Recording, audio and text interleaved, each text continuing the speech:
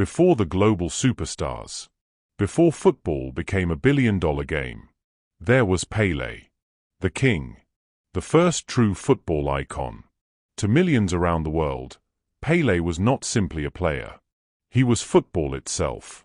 A symbol of joy, of hope, of brilliance.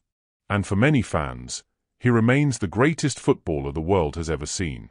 Born Edson Arantes do Nascimento on October 23, 1940, in Três Corações, Brazil, Pele grew up in poverty. His family struggled financially. As a child, he often played football barefoot using makeshift balls created from socks or paper. But even then, something about him looked different. His touch, his imagination, his movement. Football seemed natural to him. His father, who had once dreamed of becoming a footballer himself, recognized the talent immediately. And by the age of 15, Pele had already joined Santos FC. Within months, Brazil had discovered a phenomenon. Pele played football with freedom and creativity unlike anything many had ever seen. He could dribble, score, create, head the ball, finish with either foot. And he did it all with joy. At just 17 years old, Pele traveled with Brazil to the 1958 FIFA World Cup in Sweden. Nobody expected the teenager to change football history forever. But he did. Pele scored 6 goals during the tournament, including 2 in the final against Sweden. The world watched in amazement. A teenage boy had become football's newest superstar. And Brazil became world champions for the first time. One famous image from the tournament showed Pele crying in celebration after the final whistle. It was the beginning of football immortality. Over the next decade, Pele transformed football into a truly global sport. With Santos, he helped turn club football into an international spectacle. Teams across the world paid simply for the chance to play against Pele and Santos. Wherever they traveled, stadiums filled. Because people were not just watching football. They were watching Pele. Nicknamed O Rei, the King, Pele became football's first worldwide celebrity. Former teammate Carlos Alberto Torres once said, "Pele was born to play football just like Beethoven was born to write music." And sometimes, watching Pele, it genuinely looked true.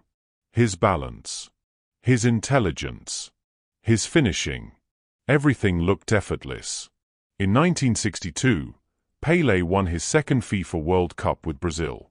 Then in 1970 came what many still consider the greatest international football team ever assembled. Brazil 1970. Playing alongside legends like Gersinho, Tostão, and Rivellino, Pele led Brazil to another World Cup triumph in Mexico. The football was beautiful, creative, fearless, joyful, and Pele stood at the center of it all. His header in the final against Italy national football team remains one of football's most iconic World Cup moments. When Brazil lifted the trophy, Pele became the only player in history to win 3 FIFA World Cups, a record that still stands today. Across his legendary career, Pele scored more than 1,000 goals. Some debate the exact number. But what nobody debates is his impact. Because Pele changed football forever. He helped transform the sport from a game into global culture. He inspired generations across continents. From the streets of Brazil to stadiums around the world, young players dreamed of becoming Pele. Later in his career, Pele joined New York Cosmos and helped grow football in the United States during the 1970s. Even near retirement, his influence remained enormous. Wherever Pele went, football followed. Former player Franz Beckenbauer once famously said, "Pele is the greatest player of all time." He reigned supreme for 20 years.